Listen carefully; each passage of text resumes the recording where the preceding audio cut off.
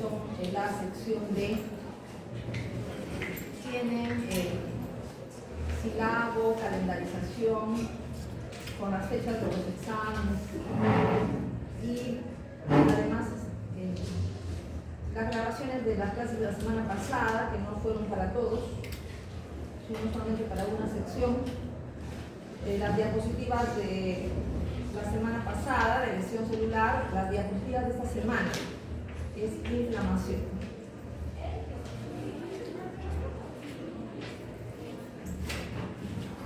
A veces no hay tiempo para muchas preguntas, para que ustedes intervengan en la clase. Entonces, si hay algo que no se ha entendido, que hay alguna discordancia entre lo que yo les digo y lo que ustedes leen o las diapositivas, acá tenemos el chat para que ustedes puedan indicar los temas en los cuales haya algún problema. Por otro lado, yo también soy tutora de esta sección, de la sección D, que me he encargado la tutoría.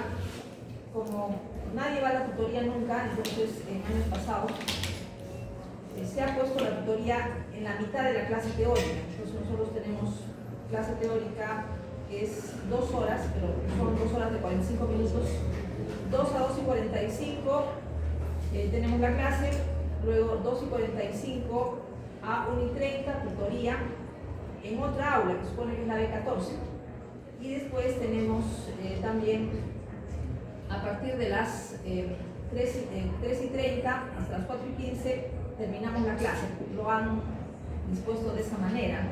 Para que ustedes vayan, con la finalidad de que ustedes vayan a la tutoría, ¿no? Aunque no sé si se logrará, pero esa es la finalidad, y son en clases diferentes.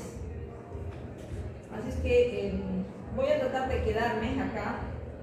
O sea, después de las 2:45 voy a continuar la clase, aunque tocaría tutoría, salvo que venga algún profesor que le toque acá a las 2:45, ahí nos tendríamos que irnos a la B14 y regresar a la C105. Entonces vamos a ver qué se puede hacer, o según haya disponibilidad de aulas podemos quedarnos acá, la tutoría, las 2 horas de clase, en fin, ojalá que se pueda. Mientras tanto, vamos avanzando con el capítulo de hoy día. ¿Puede cerrar, por favor, el vidrio de la ventana para que no haya tanto viento?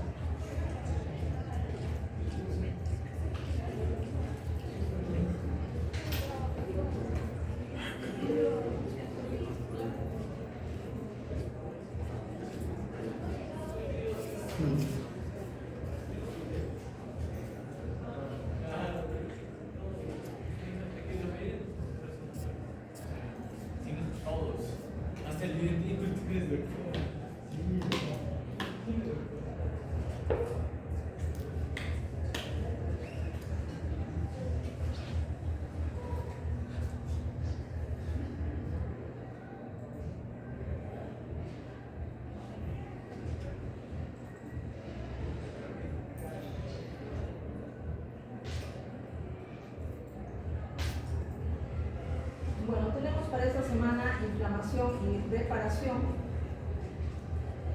¿Qué cosa es la inflamación? Es la respuesta del huésped frente a una agresión, algún tipo de daño. Pero solamente pueden inflamarse los tejidos vascularizados, porque los vasos sanguíneos son fundamentales en la inflamación. Hay toda una serie de cambios en los vasos sanguíneos durante el proceso inflamatorio. Hay una reacción vascular, vamos a ver una serie de cambios en los vasos sanguíneos. Del vaso sanguíneo sale el líquido al espacio extravascular. El líquido de los vasos es la sangre. Entonces sale agua extraída de la sangre hacia afuera de los vasos con proteínas. Ya sale de la sangre de los vasos hacia afuera del vaso líquido, o sea, agua y proteínas. Y también salen glóbulos blancos al espacio extravascular. Tienen que salir fuera del vaso para combatir al agente dañino, al agente infeccioso. La inflamación, por lo tanto, es una respuesta protectora de nuestro organismo. Tiene que combatir los agentes injuriantes, por ejemplo, agentes infecciosos, bacterias, virus, hongos, que pueden ingresar a nuestro cuerpo, son combatidos y eliminados por el proceso inflamatorio. También puede eliminar células y tejidos muertos. ¿Qué pasaría si una persona tiene un infarto al corazón y esa zona del corazón que se ha muerto, del infarto, no se eliminara mediante inflamación? Si no existiera la inflamación, no se eliminaría ese tejido muerto. Y tendríamos nosotros, digamos, dado un infarto, porciones del miocardio muerto en nuestro cuerpo, lo cual no pasa con la inflamación. La inflamación elimina el tejido muerto y cuando no hay regeneración, deja ahí una cicatriz. Si no hubiera inflamación, las heridas no cicatrizarían nunca y las tendríamos todo el tiempo. Entonces la inflamación es algo necesario, es algo positivo para nosotros. Sin embargo, es una espada de doble filo. Mientras nos va defendiendo de los agresores externos y también mientras va eliminando células y tejidos muertos, de paso va destruyendo nuestros tejidos, porque la reacción inflamatoria también destruye tejidos.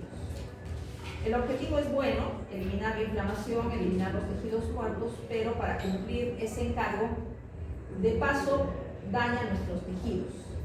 Y por otro lado, la inflamación por sí misma puede ocasionar toda una serie de enfermedades. Muchas enfermedades son consecuencia de fenómenos inflamatorios sin control. Y a veces también hay inflamación sin motivo. Evidentemente una inflamación sin motivo va a dar lugar a daño a nuestros tejidos. No hay ninguna razón. Por ejemplo, enfermedades autoinmunes. La respuesta inmunológica da lugar a inflamación. La inflamación daña a nuestros tejidos, pero no tiene ninguna utilidad, porque no tiene ningún fin positivo que nuestro sistema inmunológico ataque nuestros propios tejidos. Eso no sirve para nada. Pero produce inflamación y la inflamación sí nos hace daño. Por eso repito que se trata de una espada de doble filo con efectos positivos y efectos negativos. Aquí tenemos todos los elementos que toman parte en el proceso inflamatorio. Hemos hecho hincapié en la importancia de los vasos sanguíneos, fundamentales para la inflamación. ¿Qué elementos del vaso? El endotelio. El endotelio fundamental para la inflamación. También la capa de fibras musculares lisas, ¿no? Para vasodilatación o vasoconstricción. Dentro del vaso circula la sangre. ¿Qué elementos de la sangre intervienen en la inflamación? Los glóbulos blancos, todos los glóbulos blancos, polimorfos nucleares, linfocitos, monocitos, eosinófilos, basófilos. Las plaquetas también toman parte en la inflamación. Del resto de la sangre, algunas proteínas del plasma igualmente intervienen en inflamación. Por ejemplo, factores de la coagulación, unas proteínas normales de la sangre que se llaman kinenógenos intervienen en la inflamación, y las proteínas del complemento. Fuera del vaso tenemos los tejidos conjuntivos. Del tejido conjuntivo, ¿qué células o qué elementos intervienen en la inflamación? Las células migrantes del tejido conjuntivo, por ejemplo, las células cebadas, por ejemplo, los histiocytos o macrófagos y las células dendríticas. Se llaman en conjunto células centinela, porque apenas ingresa un agente infeccioso, con las primeras células con las que tropieza el agente infeccioso, por ejemplo, bacterias, virus, hongos, toxinas, agentes químicos, etc., son con las células centinela. Entonces, al detectar el agente agresor, las células centinela secretan una primera oleada de mediadores inflamatorios. Una primera oleada. Entonces, estas células están equipadas, estas células centinela están equipadas con receptores que detectan agentes infecciosos. Y también pueden detectar tejidos muertos. ¿Cómo pueden detectar tejidos muertos? Cuando se muere un tejido, salen al tejido conjuntivo, fuera de las células, una serie de sustancias que no deben estar en el tejido conjuntivo. Por ejemplo, ATP.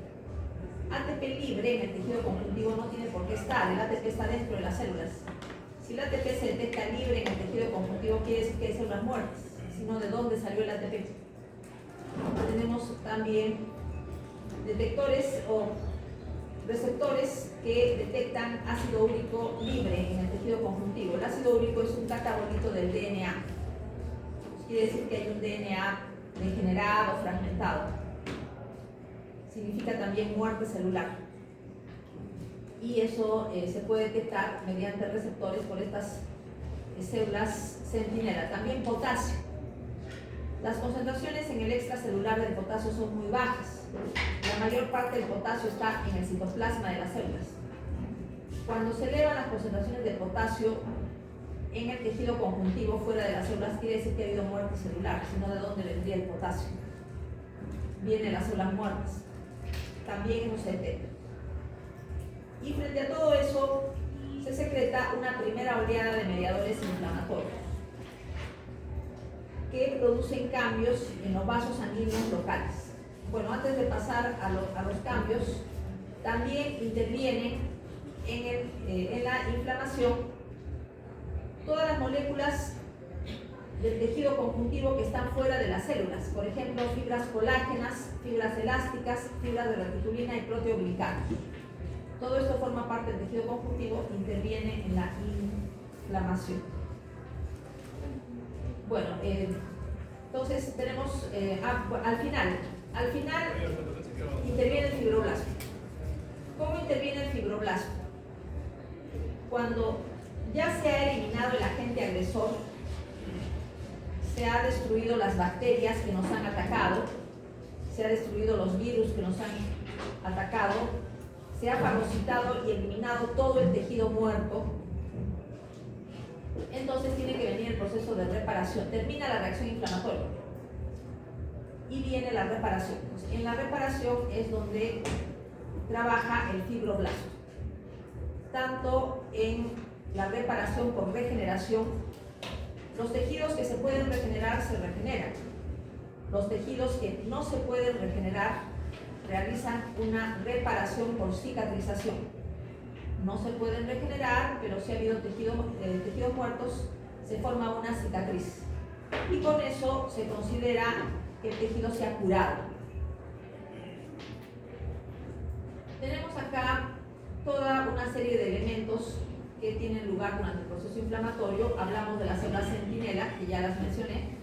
Se secreta una primera oleada de mediadores inflamatorios, se producen una serie de cambios: vasodilatación, aumento de la permeabilidad vascular, sale de los vasos, de la sangre de los vasos hacia afuera, líquido rico en proteínas, para dar lugar a un edema inflamatorio.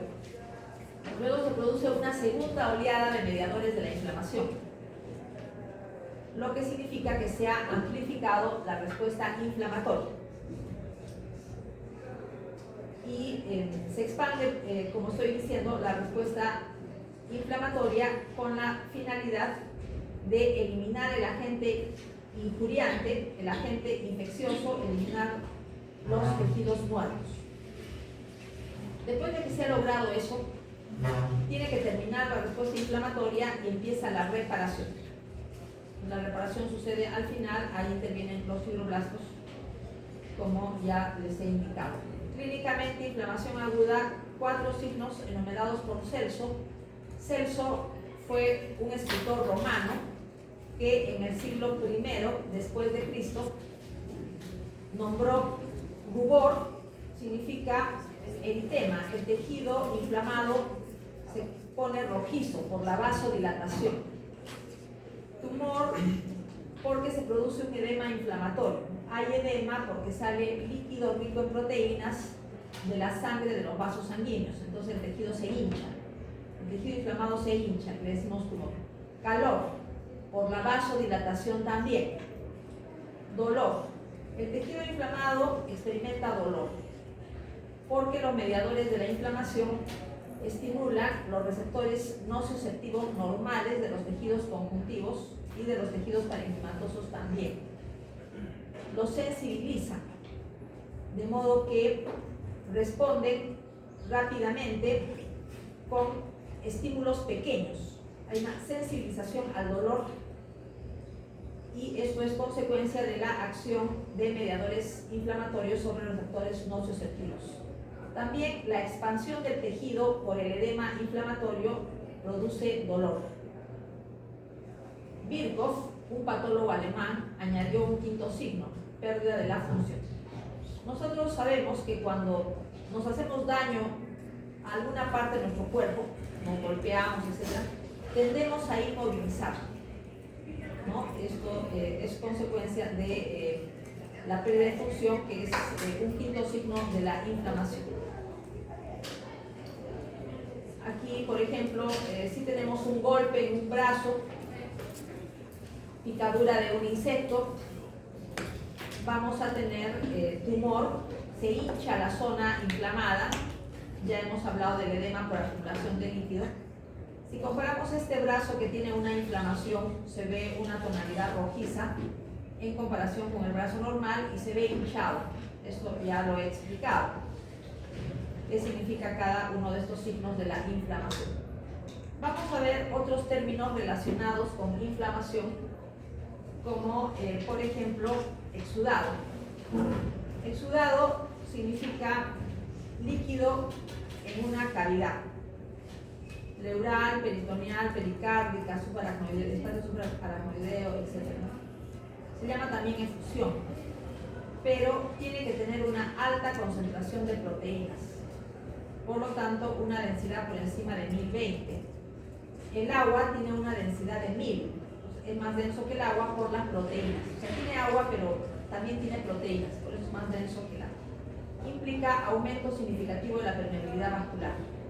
Aumento de la permeabilidad vascular representa inflamación. Trasudado. También es líquido en una cavidad, pero con bajo contenido de proteínas, fundamentalmente albúmina.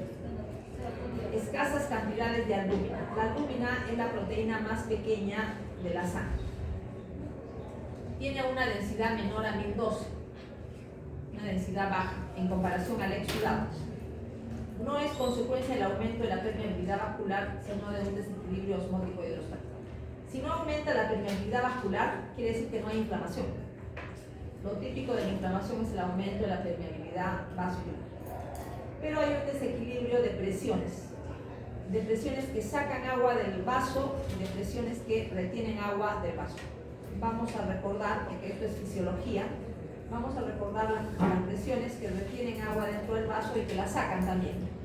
Tenemos la presión hidrostática de la sangre que circula por los vasos sanguíneos. Tiene líquido, pero también tiene células, tiene proteínas y otras sustancias. La presión hidrostática tiende a sacar agua de la sangre que circula por los vasos sanguíneos hacia afuera del vaso sanguíneo. Y hay una presión que es la presión coloidosmótica que retiene agua dentro del vaso sanguíneo. La presión coloidosmótica está dada por las proteínas del plasma que dan lugar a lo que llamamos presión oncótica, la presión de las proteínas.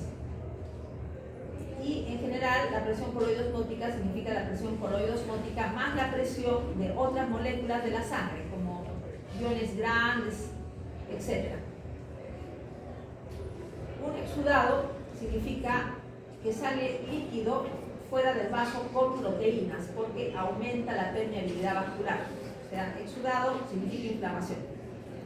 Pero trasudado significa que sale líquido con pocas proteínas. ¿Por qué? Porque no hay inflamación. No aumenta la permeabilidad vascular, solo sale líquido. Esa es la diferencia entre exudado y trasudado. Otros términos relacionados con inflamación, edema. Ya saben ustedes que es el exceso de líquido en el extravascular. Dentro del extravascular consideramos todos los tejidos conjuntivos y los tejidos parenquimales.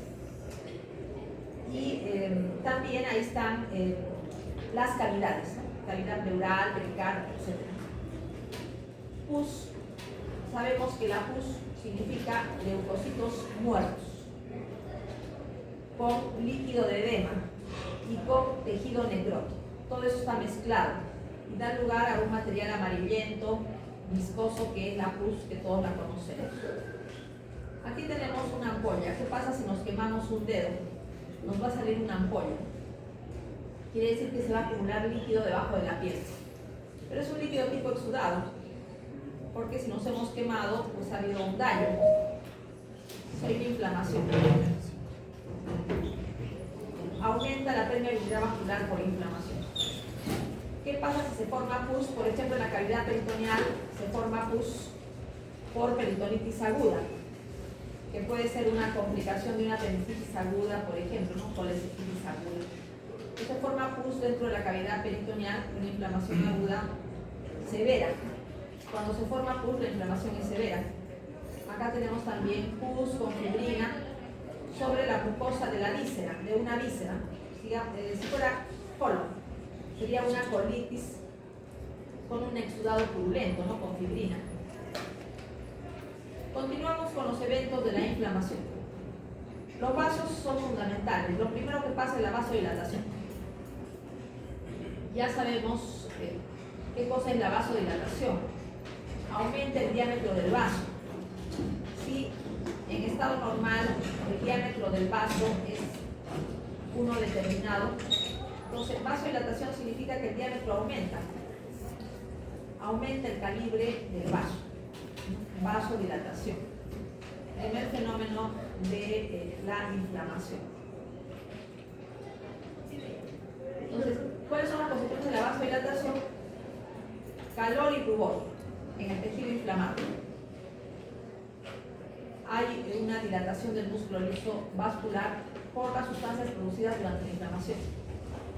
¿Cómo se llaman las sustancias producidas durante la inflamación? Mediadores inflamatorios.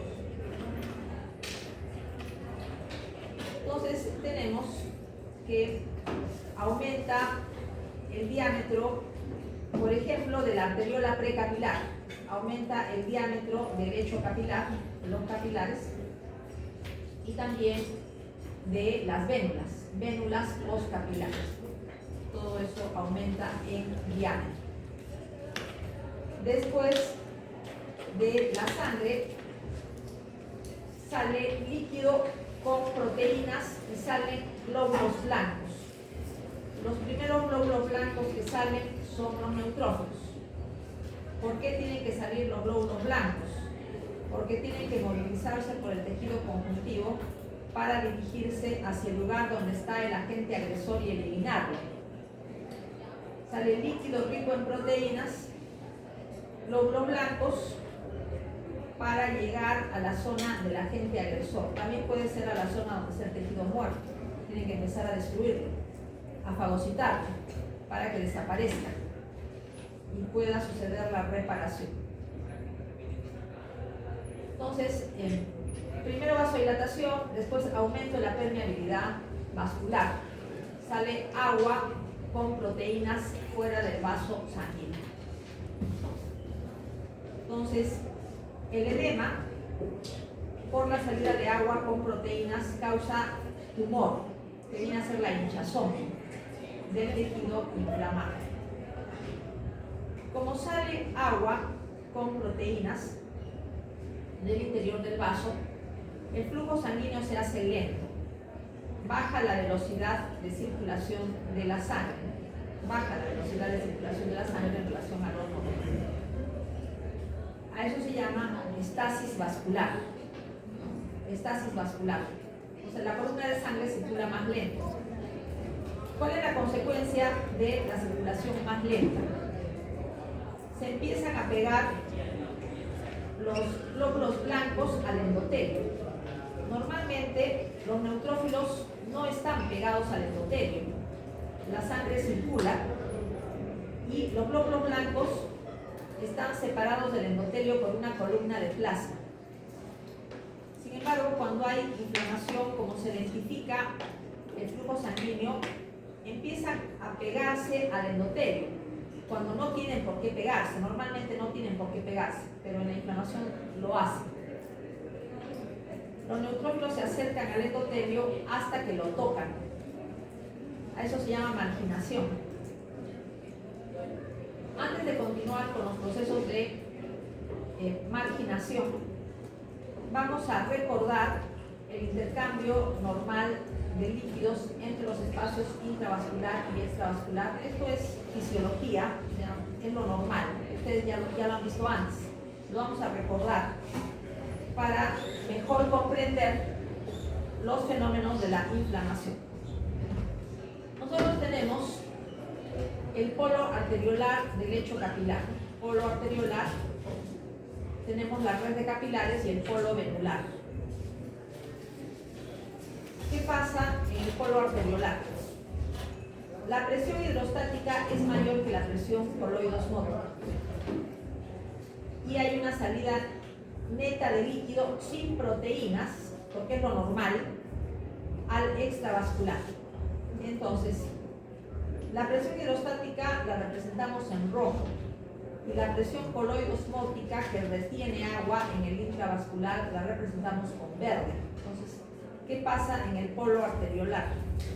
Hay una salida neta de líquido hacia el extravascular, pero como no salen proteínas, la presión oncótica se mantiene a lo largo del lecho capilar y en el polo venular también.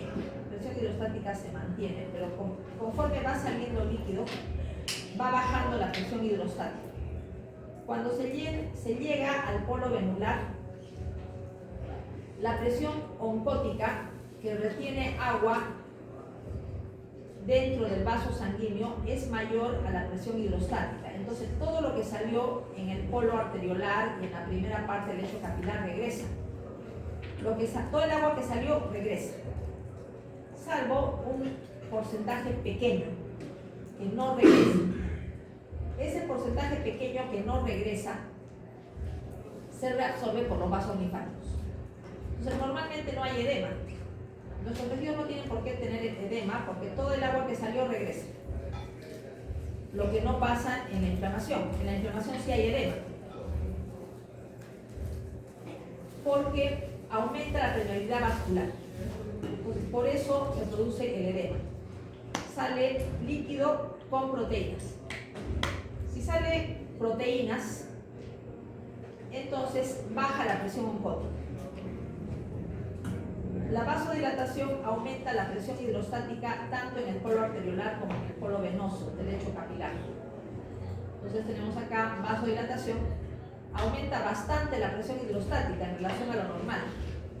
Y la presión osmótica es muy bajita, porque la sangre ha perdido proteínas por el aumento de la permeabilidad vascular. Entonces, ¿qué pasa en el polo venular? La presión hidrostática sigue siendo alta en comparación con la presión coloidosmótica. Por lo tanto, el líquido que salió no regresa. La presión hidrostática sigue siendo alta. Por lo tanto, se produce un acúmulo de líquido rico en proteínas que denominamos edema inflamatorio. ¿En qué consiste esta salida de líquido rico en proteínas? ¿Por qué mecanismos sucede? Normalmente no debería suceder, pero sucede, porque se producen brechas, separaciones entre las células endoteliales en las venas. Normalmente, en un capilar, digamos que el capilar tiene dos células endoteliales. Y las células endoteliales están pegadas unas con otras mediante moléculas de adhesión intercelular, uniones intercelulares. Y eso es lo normal. Pero en la inflamación, las células endoteliales se contraen, se achican. La contracción del citoplasma hace que estas uniones entre las células se separen. Queda un espacio, le decimos brechas. Y por estos espacios puede salir líquido rico en proteínas. Y la contracción endotelial, ¿de qué depende? ¿De qué mediadores de la inflamación depende? De histamina, bradiquinina, leucotrienos y sustancia B, que es un neuropéptido. ¿Qué sucede para que se produzca la contracción endotelial y se puedan abrir los espacios? Tiene que haber procesos de despolimerización y polimerización de actina en los extremos de las células endoteliales. Procesos de polimerización y despolimerización de actina que permiten la contracción de la célula. También puede salir líquido rico en proteínas por la lesión endotelial directa. ¿Qué pasa si la célula endotelial se necrosa? Si hay necrosis de la célula endotelial, entonces sale líquido rico en proteínas por todas partes, por las brechas entre las células endoteliales, por diversas partes del citoplasma de la célula endotelial, porque se ha muerto la célula endotelial, se ha necrosado. Entonces, cuando hay un daño directo, sale líquido rico en proteínas no solamente en las vénulas, sino también en arterias, capilares y venas. ¿Por qué?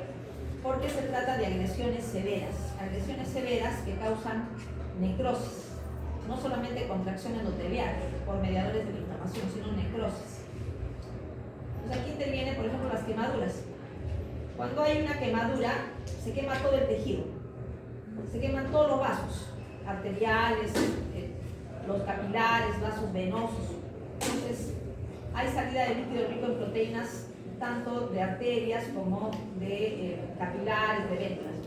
También, si por ejemplo tenemos un daño químico por un ácido que nos cae en la piel, se muere todo, se muere el epitelio, hay muerte del tejido conjuntivo, muerte de los vasos, del resto de células, etc. Es un daño severo. Por lo tanto, sale líquido rico en proteínas de varios sitios. Es un edema más severo, más rápido además. Finalmente, estos vasos dañados pueden terminar en trombosis. Hay un tipo de edema especial que empieza tardíamente. No empieza tan pronto sucede el proceso inflamatorio.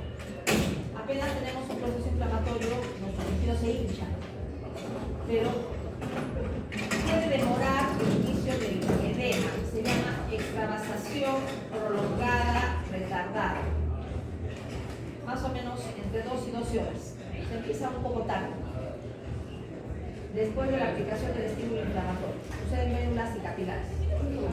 Está causado, por ejemplo, por la radiación ultravioleta. Si nosotros nos quemamos en una playa, no nos protegemos, nos ponemos al sol, sol muy fuerte, el edema de la zona que ha estado más expuesta al sol no empieza inmediatamente, empieza después de las 2 horas de producida la exposición al sol. También tenemos exposición a rayos X, toxinas bacterianas, quemaduras leves a moderadas. Está relacionada con la contracción endotelial y lesión endotelial leve a la vez. Más adelante, conforme avanza el proceso inflamatorio, el edema puede ser empeorado por lesión endotelial mediada por leucocitos. Los mismos leucocitos que empiezan a tomar parte del proceso inflamatorio pueden lesionar el endotelio. ¿Por qué lo hacen? El leucocito tiene cómo lesionar otros tejidos porque fabrica radicales libres. Si está cerca del endotelio, por ejemplo, se ha pegado al endotelio en un proceso de marginación y el leucocito fabrica normalmente radicales libres, entonces le va a hacer daño a la célula que tiene más cerca, que es el endotelio. Y también puede liberarse las enzimas de los lisosomas del citoplasma del neutrófilo, que también pueden hacer daño a las células endoteliales. Por lo tanto, tenemos lesión endotelial mediada por leucocitos ya más adelante en el proceso inflamatorio. Sucede en médulas y capilares del glomérulo renal y del alveolo pulmonar. Otro mecanismo de edema es la transitosis. Se forman canales citoplasmáticos producto de vacuolas interconectadas. Se llaman organelas de ciclo vacuolas. Por ejemplo, puede no haber brechas, están pegados los extremos de las células endoteliales. Sin embargo, se produce la captación de pequeñas cantidades de líquido de la sangre que está dentro del capilar o de la vénula. Por pinocitosis se forma una vacuola que tiene líquido con proteínas. Luego se forman otras vacuolas a lo largo del citoplasma. Entonces se forma como una columna de vacuolas. Y la primera vacuola va transportando el líquido rico en proteínas hacia el otro lado. Y no se ha producido ninguna brecha. Y por lo tanto es otro mecanismo de edema. Aumento de la transitosis ocurre en vénulas y es facilitado por el factor de crecimiento endotelial vascular. Factor de crecimiento endotelial vascular, histamina y otros mediadores de la inflamación. Después viene la salida de leucocitos para que puedan eliminar al agente que ha causado la inflamación. Eliminan bacterias, eliminan virus, eliminan tejidos muertos. Este es un resumen muy sencillo de la inflamación. Vasodilatación. El diámetro del vaso tiene que aumentar. Vasodilatación. Todo eso depende de mediadores de la inflamación. Sale agua de la sangre que circula por el vaso con proteínas.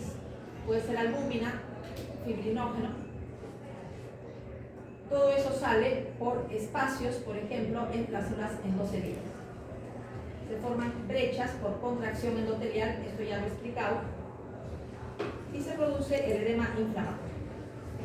Los glóbulos blancos que circulan con la sangre empiezan a pegarse al endotelio, se acercan al endotelio y se pegan. Cuando se han pegado lo suficiente, están listos para salir. Empiezan a salir y tienen que empezar a caminar por el tejido conjuntivo para dirigirse a la zona donde están los agentes agresores o los agentes injuriantes para eliminarlos. Entonces vemos, lo primero, marginación. Hemos dicho marginación, se pega el neutrófilo al endotelio por pérdida de líquido intravascular, ¿no? Y vamos a ver acá una fotografía. Los glóbulos blancos que están circulando por la sangre se pegan al endotelio, se acercan al endotelio y se pegan. Al comienzo se pegan con fuerzas débiles. Como están pegados con fuerzas débiles, pueden moverse, pero moverse sobre el endotelio. A eso se llama rodamiento. Entonces, primero viene la marginación, luego viene el rodamiento. Empiezan a caminar sobre el endotelio. Cada vez más neutrófilos se van acercando al endotelio, conforme se van produciendo mayor cantidad de mediadores de la inflamación. Ya estamos en la segunda oleada de mediadores inflamatorios, que ya están secretados no solamente por las células sentinelas, sino también por el endotelio, por los mismos glóbulos blancos. Cada vez más neutrófilos se van acercando al endotelio y se quedan ahí pegados. De modo que prácticamente no queda áreas de endotelio sin que haya neutrófilos pegados. A eso se llama pavimentación. Entonces, los neutrófilos forman como si fuera una alfombra. Se disponen como formando una alfombra sobre el endotelio. Eso se llama pavimentación. Y se pegan al endotelio con una fuerza tal que ya no permite el rodamiento. O sea, el rodamiento solamente puede hacerse al comienzo, porque las uniones entre el leucocito y el endotelio son débiles. Pero después las uniones son tan fuertes que el leucocito queda pegado, queda fijo. Una vez que queda fijo, ya no puede moverse para ningún sitio. Entonces, el leucocito está listo para salir fuera del vaso sanguíneo. Eso se llama diapedesis o transmigración. Salió del vaso y tiene que empezar a caminar por el tejido conjuntivo, tiene que moverse por el tejido conjuntivo. ¿Cómo se mueve? ¿Cómo camina? Mediante pseudópodos. Emitiendo pseudópodos puede caminar por el tejido conjuntivo hasta llegar al sitio donde está el estímulo inflamatorio. ¿Y cómo sabe hacia dónde tiene que ir? ¿Dónde está el estímulo inflamatorio? Para eso tenemos el proceso que se llama quimiotaxis. O sea, el leucocito sabe, tiene cómo saber hacia dónde debe caminar, hacia qué dirección debe tomar. La dirección tiene que ser evidentemente hacia el estímulo inflamatorio. ¿Y cómo sabe? Porque hay concentración de sustancias quimiotácticas en el tejido conjuntivo que orientan al neutrófilo hacia el sitio donde está el estímulo inflamatorio.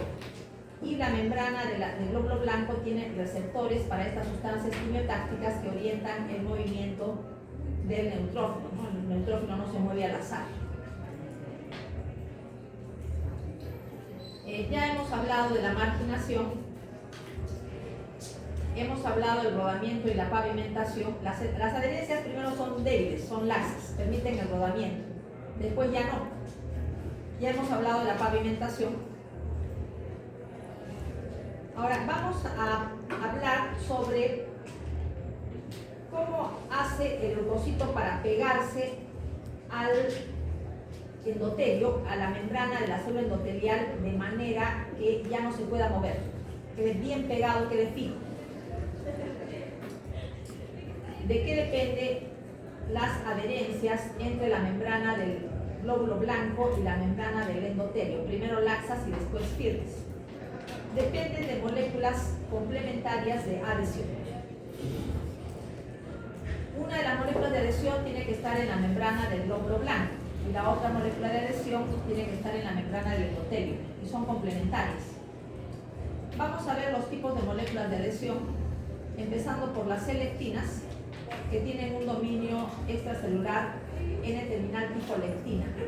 Una lectina es una molécula de mamífero que fija el azúcar, o sea, se une a carbohidratos.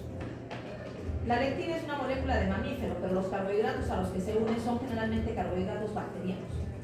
Pero también tenemos, en el caso de las moléculas de adhesión intercelular, que se unen a carbohidratos de la misma persona, ¿no? Entonces tenemos varios tipos de lectinas. En el caso de las lectinas se unen a más bien carbohidratos nuestros. Y hay otro tipo de lectinas que se unen a carbohidratos, por ejemplo, de bacterias. Ejemplos: selectina E. E viene de endotelio, es una selectina de la membrana de la célula endotelial. Selectina P viene de plaquetas. Son unas selectinas que están en gránulos de las plaquetas, Y la selectina L viene del leucocito. Entonces son selectinas que están en la membrana del leucocito. Sin embargo, el endotelio tiene selectina E y también tiene selectina P. Ahora vamos a ver cómo la selectina P llega a la membrana del endotelio. Otro tipo de molécula de adhesión, moléculas de la superfamilia de inmunoglobulinas. Tenemos, por ejemplo, ICAM1. ¿Qué significa ICAM1? Molécula de adhesión intercelular tipo 1. Y si es de la superfamilia de las inmunoglobulinas, quiere decir que la estructura bioquímica es parecida a un anticuerpo. Por eso, no es un anticuerpo, pero se parece bioquímicamente. Por eso forman todas estas proteínas una familia grande. BCAM1. ¿Qué significa? Molécula de adhesión intercelular vascular. Y PCAM1. Molécula de adhesión intercelular plaquetaria endotelial. Entonces, todas estas son moléculas de adhesión de estas superfamilias. Las integrinas. Hemos hablado ya de integrinas, por ejemplo, cuando mencioné que pues, la fibra muscular estriada cardíaca puede detectar el estiramiento, probablemente mediante las integrinas de su membrana celular. Y mencionaba que se trata de heterodímeros que tienen dos cadenas diferentes. Tienen una cadena alfa y una cadena beta. Ejemplo, integrinas beta 2, integrinas beta 1, que son grupos de integrinas que intervienen en inflamación. Las integrinas beta 2 se caracterizan porque la cadena beta es la misma en todas las integrinas beta 2. Ejemplo, integrina LFA1. La cadena alfa es la molécula CD11A y la cadena beta es CD18. Otra integrina beta 2, MAC1. La cadena alfa es CD11B, diferente a la otra, CD11A, CD11B. Pero la cadena beta es la misma, CD18 en las dos. Entonces en la beta 2, la cadena beta es la misma. Y tenemos también las integrinas beta 1, ¿no? Son las importantes en inflamación. Glicoproteínas tipo mucina, se llaman también aldesinas. Ejemplo, heparansulfato, GLICAN1, molécula de adhesión intercelular glicosilada. Esta, por ejemplo, no tiene mucha importancia en inflamación, o puede ser importante en inflamación, pero también es importante desde el punto de vista normal. Por ejemplo, interviene en la penetración del linfocito en el ganglio linfático. GLICAN1 está en la membrana del endotelio, de las vénulas del endotelio alto del ganglio linfático, y se une a selectina L del linfocito. Entonces, cuando la sangre está pasando por el ganglio, entonces el linfocito, en base a su selectina L, se une a GLICAN1 y sale del vaso, sale de la sangre y penetra al ganglio. Pero eso es normal, eso no es inflamación. Es normal que de la sangre los linfocitos pasen a los órganos linfoides, como por ejemplo el ganglio. Pero también intervienen en inflamación. Las selectinas se unen a las adresinas,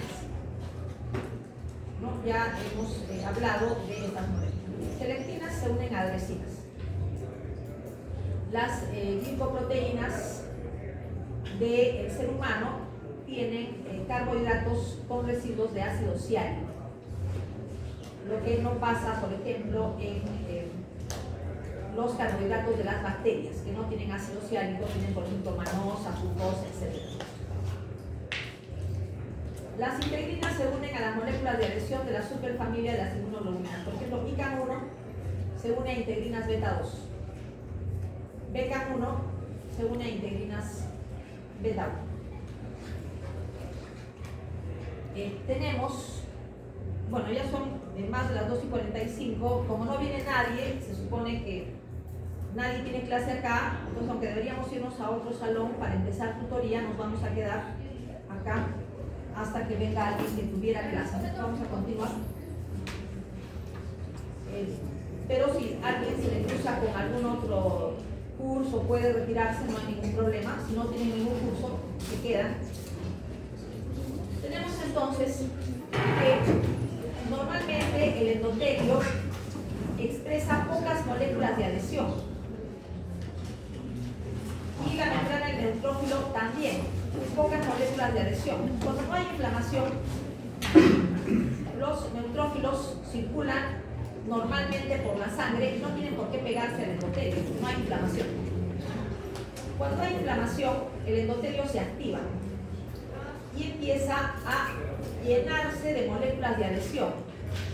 Las membranas del endotelio empiezan a expresar gran cantidad de moléculas de adhesión por la inflamación.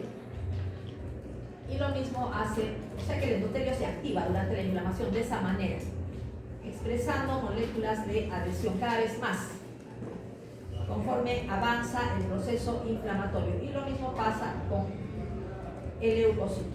Entonces, el leucocito normalmente no tiene por qué pegarse al endotelio. Cuando se pega es porque hay inflamación y eso se llama marginación. Entonces, las moléculas de adhesión de las membranas del neutrófilo reconocen moléculas de adhesión de la membrana del endotelio y se pegan. Al comienzo se pegan con poca fuerza, entonces puede caminar sobre el endotelio, el neutrófilo, lo que se llama rodamiento. En algún momento aumenta la fuerza de fijación de las moléculas de adhesión. Como aumenta la fuerza de fijación, queda inmovilizado el neutrófilo y listo para salir del vaso. Vamos a ver ahorita en las siguientes diapositivas lo que pasa para que salga del vaso y empiece a caminar por el tejido conjuntivo hasta llegar a la zona donde está el agente agresor. Tenemos entonces que conforme avanza la inflamación, cada vez más moléculas de adhesión empiezan a aparecer en el endotelio. Normalmente en el endotelio inflamado casi no hay, pero después empiezan a aparecer. Un mecanismo, selectina P de unas organelas especiales de la célula endotelial que se llaman cuerpos de Weibel-Palade, que tienen selectina P, en base a mediadores de la inflamación como histamina y trombina, hace que la selectina P se redistribuya en la membrana. Entonces aumenta la cantidad de moléculas de adhesión del endotelio. Ese es un mecanismo de distribución de la selectina P. ¿No? Mediadores de la inflamación, hemos dicho histamina y trombina, también factores activadores plaquetarios.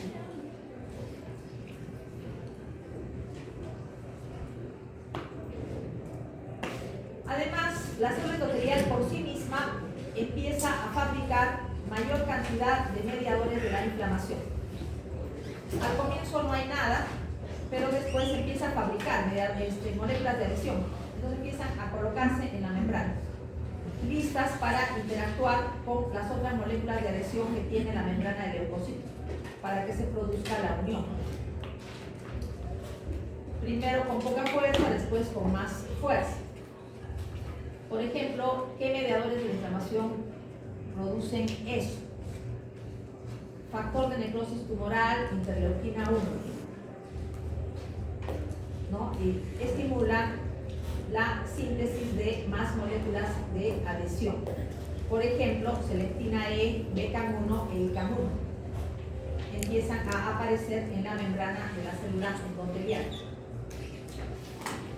Aumento de avidez de integrina significa que las integrinas que se unen, por ejemplo, a ICAM1 o a BCAM1, lo hacen cada vez con más fuerza. Primero se pegan con una fuerza débil, después se pegan cada vez con más fuerza. ¿Cómo se logra eso? Hay cambios conformacionales de las integrinas de la membrana del leucocito que hacen que aumente la fuerza de fijación.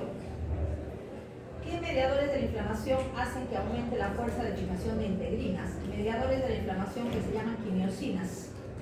Por este nombre, quimiosina, nos hace pensar que son mediadores de la inflamación quimiotácticos, y sí lo son. Las quimiosinas son mediadores de la inflamación quimiotácticos. El aumento de fuerza de fijación de las integrinas prepara el leucocito para la diáperesis. Los receptores de quimiosinas en la membrana del leucocito son receptores tipo 7 tramos acoplados a proteínas G, que ahora los vamos a ver. Pero, vamos a ver un poco más algo sobre esto. Entonces tenemos receptores de quimiosinas en la membrana del leucocito que aumentan la fuerza de fijación, receptores tipo 7 tramos que son como unos resortes. El receptor parece un resorte.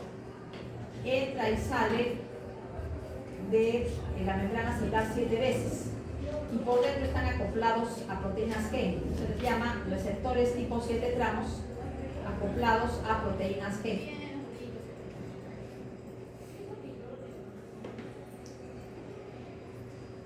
Después de que el neutrófilo quede bien pegado sobre el endotelio inmóvil, viene la transmigración o diáperesis, sale del vaso.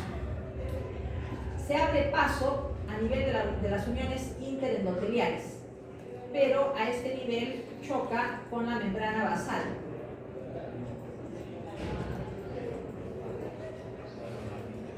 Intentando salir, choca con la membrana basal.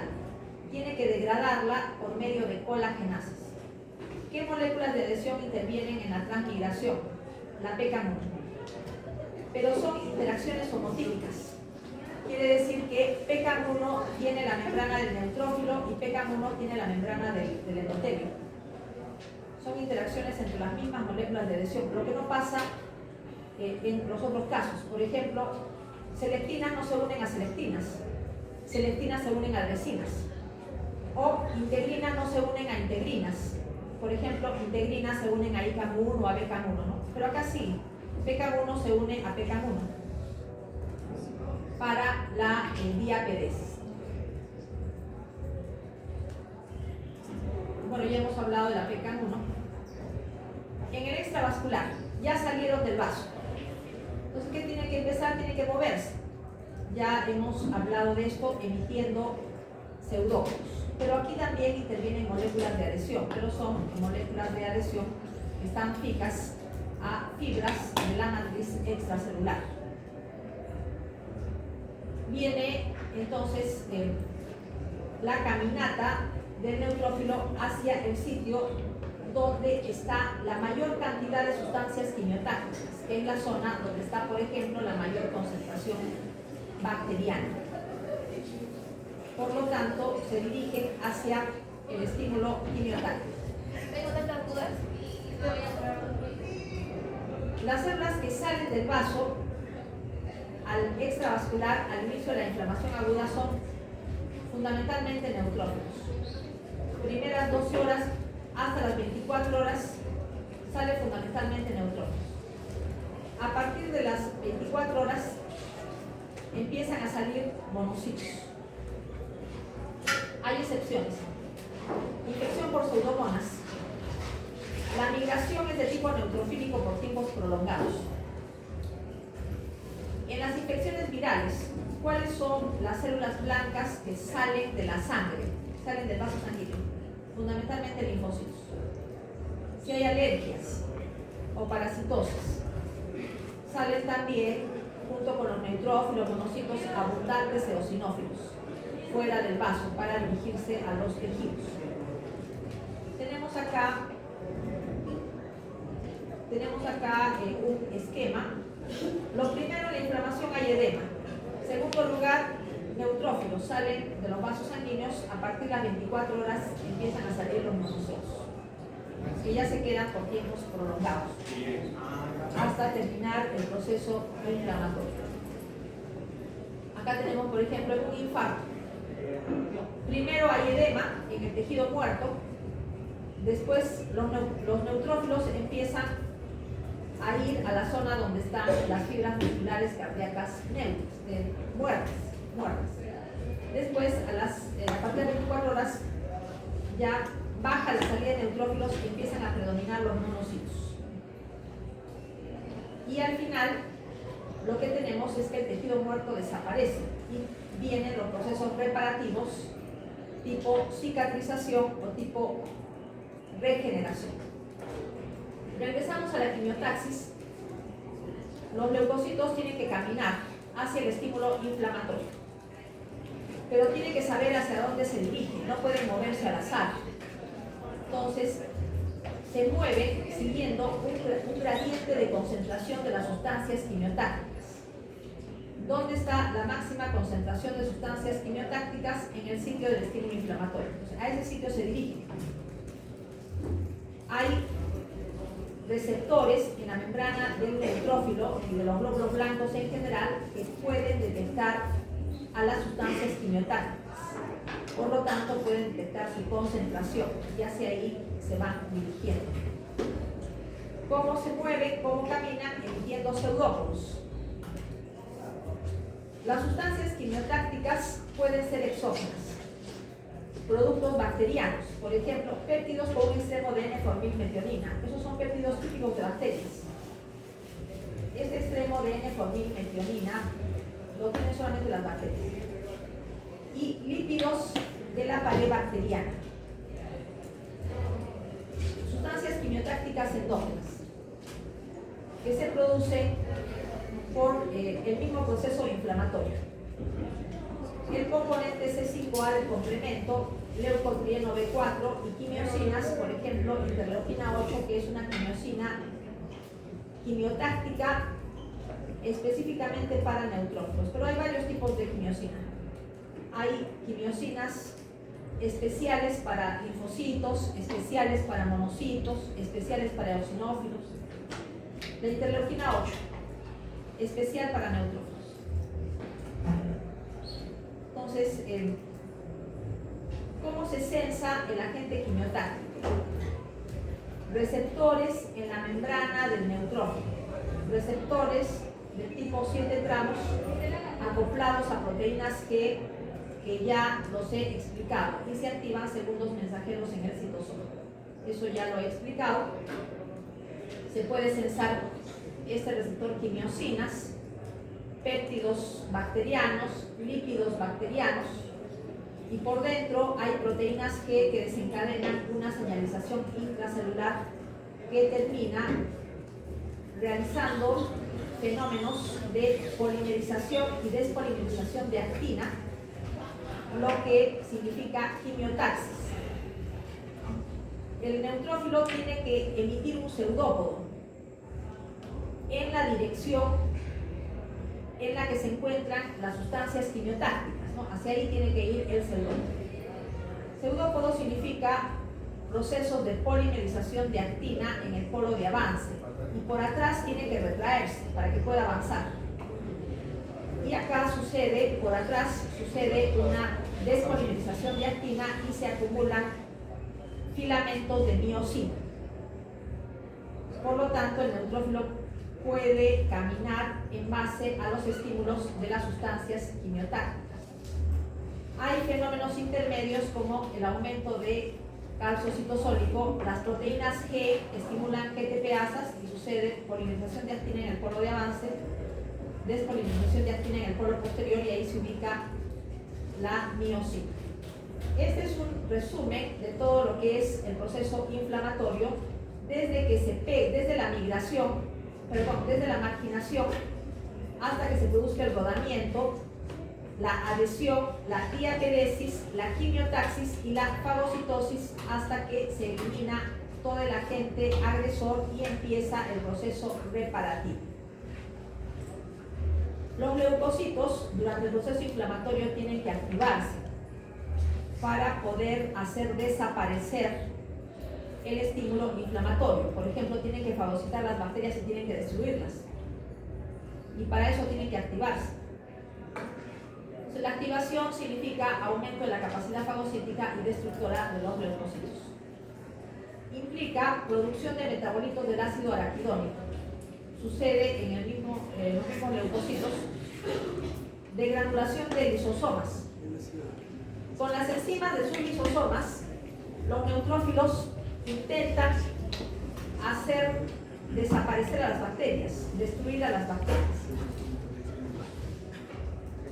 Y tenemos además, para complementar el estallido oxidativo, porque a veces las enzimas de los lisosomas son insuficientes para matar a la bacteria fagocitada y se necesita un paso adicional, moléculas adicionales que destruyan lo que se haya fagocitado. Y para eso tenemos el estallido oxidativo. También sucede secreción de citoquinas. El aumento en la fortificación de integrinas ya lo hemos visto antes, pero forma parte de la activación de los leucocitos.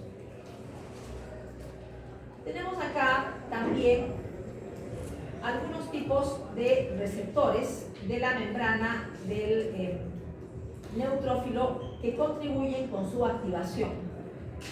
Son receptores que detectan solamente productos que no nos pertenecen, moléculas que pertenecen a virus, que pertenecen a bacterias, que pertenecen a hongos, que pertenecen a parásitos, pero no a nosotros. Se llaman receptores tipo TOL. Están en la membrana del neutrófilo y células blancas en general, y los activan cuando toman contacto con la molécula que reconocen, pero no reconocen nuestras moléculas, reconocen básicamente moléculas ajenas de bacterias, de virus, de hongos, de parásitos. Por ejemplo, reconocen lipopolisacáridos, que son bacterianos, proteoglicanos bacterianos, que pertenecen a la pared celular de bacterias, dinucleótidos CpG no metilados, que son dinucleótidos típicos de virus, del DNA viral, RNA de doble cadena. Nuestro cuerpo no tiene, nuestras células no tienen RNA de doble cadena. Todo nuestro RNA es de cadena simple. RNA mensajero de cadena simple, RNA ribosomal de cadena simple, RNA de transferencia de cadena simple. No tenemos RNA de doble cadena, pero los virus, hay virus que tienen RNA de doble cadena. Entonces, cuando un receptor tipo TOL detecta RNA de doble cadena, ya sabe que es un virus, no es una molécula nuestra. Y por lo tanto tiene que haber un proceso inflamatorio, porque se tiene que combatir a ese virus. Estos receptores de tipo TOL intervienen en la activación de neutrófilos y dan lugar a la producción de sustancias microdicidas y citoquinas en leucocitos. Vamos a ver también otros fenómenos que suceden durante la inflamación, como por ejemplo la opsonización. La opsonización es un proceso mediante el cual la superficie de microbios se cubre de sustancias que favorecen la fagocitosis. Entonces la opsonina es la sustancia que cubre la superficie de microbios para que el fagocito reconozca mejor a los microbios y se los coma. ¿Qué sustancias? Y el proceso se llama opsonización. ¿Qué sustancias pueden ser opsoninas? Anticuerpos. Un anticuerpo contra una bacteria la va a cubrir, lo va a cubrir. Y eso facilita la fagocitosis. Proteínas del complemento, C3b, que se colocan sobre las bacterias y sirven para que los neutrófilos, monocitos y otras células de la sangre los reconozcan. Y C3b significa C3b inactivo. Lectinas, por ejemplo, lectina fijadora de manosa. O sea, lectina que reconozca a la manosa, que es un carbohidrato que no nos pertenece. Manosa, fucosa y otros son carbohidratos de bacterias. Nuestros carbohidratos tienen fundamentalmente ácido ciálico. Entonces, las lectinas que reconocen bacterias no se unen a nuestros carbohidratos, son diferentes. Pero sí se unen a la manosa de las bacterias, a la fucosa de las bacterias. Pueden cubrirlas y servir como opsoninas.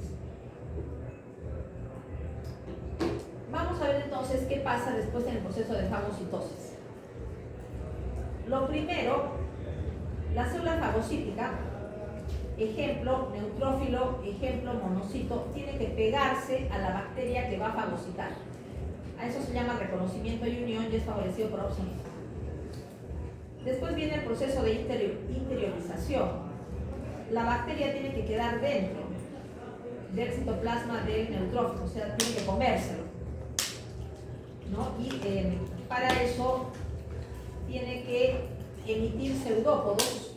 Primero, reconocimiento y unión, ¿no?, de la bacteria mediante una opsonina a la membrana de la célula fagocítica. Pero después, a los costados, se forman pseudópodos, intentando rodear a la bacteria que se quiere fagocitar. Primero pseudópodos y después el pseudópodo termina por cerrarse con el pseudópodo del lado opuesto. Por lo tanto, tenemos que la bacteria queda rodeada completamente de membrana. A eso se llama interiorización y se forma un fagosoma. Pues ya se lo comió, ya se produjo la fagocitosis, ya se comió a la bacteria. Después el fagosoma se une a un lisosoma. Se unen las membranas celulares, se fusionan y queda un fagolisosoma. Lisosoma y fagosoma. Después se forma un fagolisosoma. Estas enzimas intentan destruir a la bacteria. Muchas veces no lo pueden hacer, la bacteria queda ahí, viva, sin mayor problema. A veces hasta puede escaparse del fagolisosoma y pasar al citoplasma de la célula fagocítica. Entonces tienen que venir mecanismos adicionales. Ahí interviene el estallido oxidativo. Entonces, después de la formación del fagosoma y del fagolisosoma, tiene que degradarse el material ingerido. Cuando no se puede hacer, tenemos el estallido oxidativo que forma moléculas adicionales para destruir a las bacterias. Por ejemplo, radicales libres derivados del oxígeno y otras sustancias que destruyen bacterias. Por ejemplo, ¿qué sustancias se producen? El ion superóxido. El oxígeno con una carga negativa. ¿Cómo se forma ion superóxido dentro del neutrófilo? Interviene una enzima que se llama NADPH oxidasa, que normalmente es inactiva, pero cuando se le necesita se activa, y se activa en la membrana del fagolisosoma para formar el ion superóxido que trata de matar a las bacterias. Puede hacerlo como no puede hacerlo. También se forma agua oxigenada a partir del ion superóxido y también radical libre hidroxilo, que es más dañino para las bacterias. La NADPH oxidasa tiene 7 unidades que normalmente están separadas, pero todas se juntan para formar la enzima activa que da lugar al ion superóxido. Se ensambla la enzima cuando las 7 unidades están juntas. Repito, en la membrana del fagolisosoma. Se forma ion superóxido. Entonces, tenemos que por la NADPH oxidasa se forma ion superóxido, que después se puede transformar en agua oxigenada.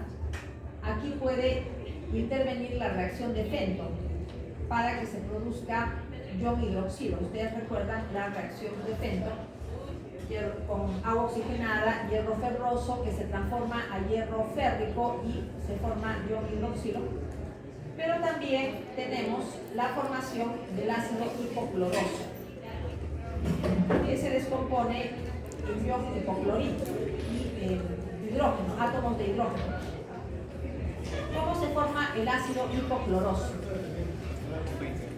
La enzima hidroperoxidasa de los gránulos de los neutrófilos actúa sobre el agua oxigenada utilizando iones cloro.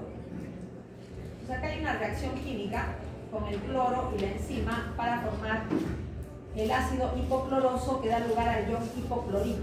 El ácido hipocloroso es la lejía y este ion hipoclorito es muy dañino para las bacterias y las puede matar.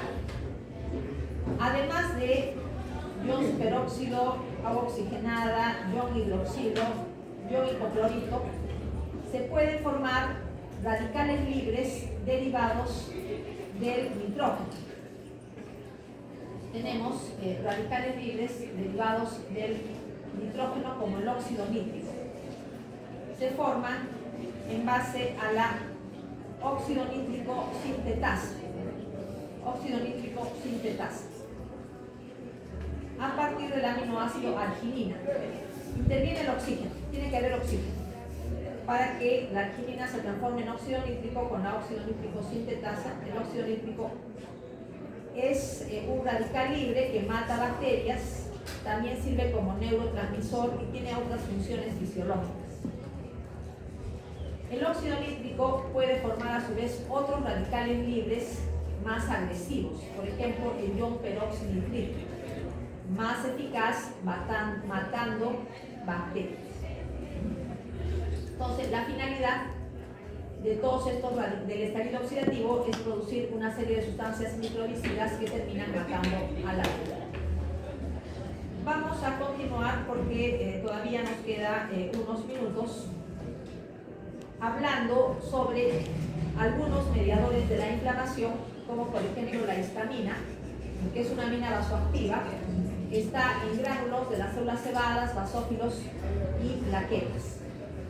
Se puede liberar del mastocito fundamentalmente por traumatismos, frío, calor y unión de anticuerpos IgE a receptores específicos de la porción FC de la inmunoglobulina. Entonces tenemos que receptores específicos para la porción FC de inmunoglobulina E solo los tienen los mastocitos y los basófilos. Los neutrófilos, monocitos, tienen receptores FC para la inmunoglobulina G, para la inmunoglobulina A, para la inmunoglobulina M, pero no para la inmunoglobulina G. Las únicas células que tienen receptores específicos para la porción FC de inmunoglobulina E son los mastocitos y los basófilos, nada más. ¿En qué casos se forma inmunoglobulina E? En casos de procesos alérgicos, ahí se forma inmunoglobulina E. Ejemplo, la alergia al polen de las flores. La mayoría de nosotros podemos respirar el polen de las flores y no tenemos ninguna reacción inmunológica, la mayoría de las personas. No pasa nada. Pero hay algunas personas que son alérgicas al polen de las flores. Eso se hereda. La tendencia a hacer alergia se hereda. Entonces, algunas personas nacen con la tendencia de que si respiran el polen de las flores, tienen una reacción alérgica. Nacieron así. Está genéticamente determinado. Entonces, respiran el polen. Al comienzo, cuando respiran por primera vez, no pasa nada, aparentemente. Pero se monta una reacción inmunológica mediante la cual se fabrica inmunoglobulina E contra el polen de las flores. Eso lo hacen las personas alérgicas a este polen, no la mayoría de nosotros que no somos alérgicos al polen. ¿Qué pasa con los que sí son alérgicos? Fabrican inmunoglobulina E contra el polen. Entonces, la inmunoglobulina E se coloca sobre receptores FC en la membrana de la célula celular. se produce lo que se llama una sensibilización. Cuando esta persona alérgica respira por segunda vez el polen de las flores, entonces este polen se une a sus anticuerpos, produciéndose un entrecruzamiento de las porciones constantes de los anticuerpos, y eso desestabiliza la membrana de la célula cebada, liberándose mediadores inflamatorios que están en los glándulos de los mastocitos. Por ejemplo, histamina, proteasas importantes en inflamación y factores quimiotácticos que potencian la inflamación. Por otro lado, la desestabilización de la membrana por esta interacción de anticuerpos con el alergeno desencadena la síntesis de otros mediadores de la inflamación como metabolitos del ácido araquidónico y factor activador plaquetario.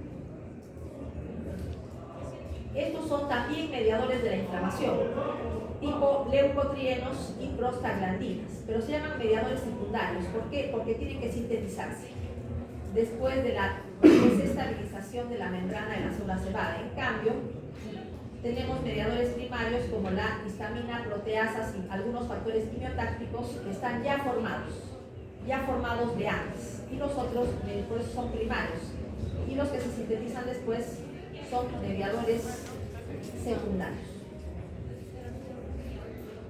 Otros mediadores químicos relacionados con inflamación. Complemento C.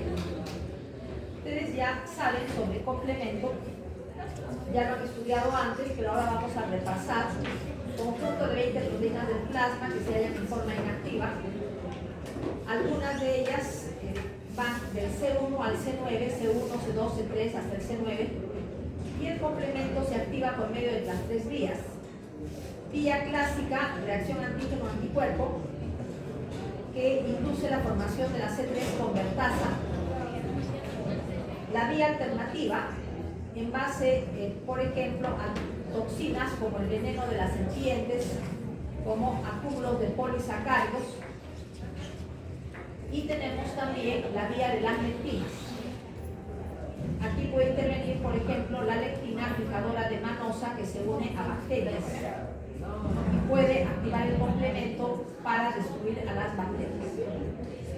Durante la activación del complemento se pueden formar sustancias como C3A y C5A, que son anafilotoxinas, que pueden actuar directamente sobre la membrana de la célula cebada para desestabilizarla y producir la degranulación.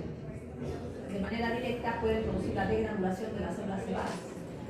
Se llaman anafilotoxinas C3A y C5A, que se forman durante la activación del complemento. Se forma C3B, que es una opsonina. Se forma el complejo de ataque de membrana, que se llama MAC, complejo de ataque de membrana, que se coloca sobre la pared bacteriana, haciendo huecos y permitiendo la lisis bacteriana. Tenemos también, dentro de los mediadores que derivan de la sangre, el sistema de las quininas, que se inicia con la activación del factor 12. Aquí se produce bradiquinina. El mediador de la inflamación del sistema de las quininas es la bradiquinina. Se activa el factor 12 por contacto del plasma con colágeno o membranas basales. Pero el factor 12 actúa sobre la enzima del plasma que se llama precalicreína, que es inactiva, y la forma activa se llama calicreína, y actúa sobre una proteína normal que se llama quinenógeno de alto peso molecular. Es una proteína normal de la sangre, produciéndose bradiquinina, que es un mediador de la inflamación que causa vasodilatación, aumento de la permeabilidad vascular y sensibiliza receptores nocioceptivos al dolor en los tejidos conjuntivos en general. Es parecida a histamina porque histamina también causa vasodilatación y aumento de la permeabilidad vascular. Bradiquinina es rápidamente inactivada porque existen enzimas normales que se llaman quininasas que inactivan a la bradiquinina, de modo que bradiquinina no puede actuar por mucho tiempo. Ya son las 3:30 y con esto termina la clase de hoy día y empieza tutoría. El año pasado y años anteriores los alumnos casi no iban a tutoría, así es que si tienen algo que hacer pueden retirarse. Si no se queda nadie, no hago tutoría. Si se queda uno o dos alumnos, hago tutoría con los dos alumnos como quieran. La clase ya terminó y voy a empezar tutoría. Vean ustedes lo que les conviene según sus horarios.